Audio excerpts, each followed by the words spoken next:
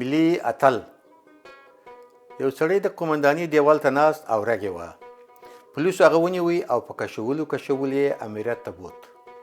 د پولیسو امیر ترې وپوښتله ته په دې نوي قانون خبر نه یې چې یوازې باید د کابل له سیند نه استفاده وشي؟ ته په دې کړو 2 میاشتې بندي کېږې. متهم په چورت کې سو او خولې یې په راماتې سوې. امیر هغه څارنوالي ته واستوي.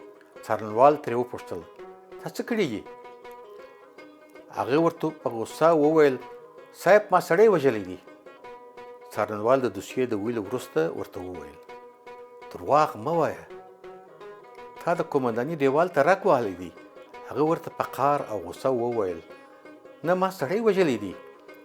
څارنوال په مسکا هغه ته وویل درواغ مه وایه ګناه لري. هغه د خواشیني نه په ډک غږ وویل زه قسم خورم ما سړی وژلی دی. خو څارنوال نه ورسره منله. دوی لا په همدې خبرې کې وو چې هغه په زورونو لاسونه له رسۍ نه خلاص کړه او په څارنوال یې برید وکړ او هغه په خفه مړ کړ او په خوشحالي یې نارې کړې زه قاتل یم زه قاتل یم. پولیسو هغه لاس تړلی قاضي ته بوت.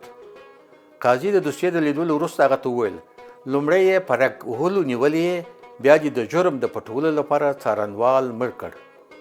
هغه نارې کړل دا درواغ دي دا درواغ دي. په زور یې خپل لاسونه خلاص کړه. قاضي مخ ته او هغه ورپسې ځغستل او ویل یې زه قاتل یم. قاضي ورته ویل یا تا رګ والی دی.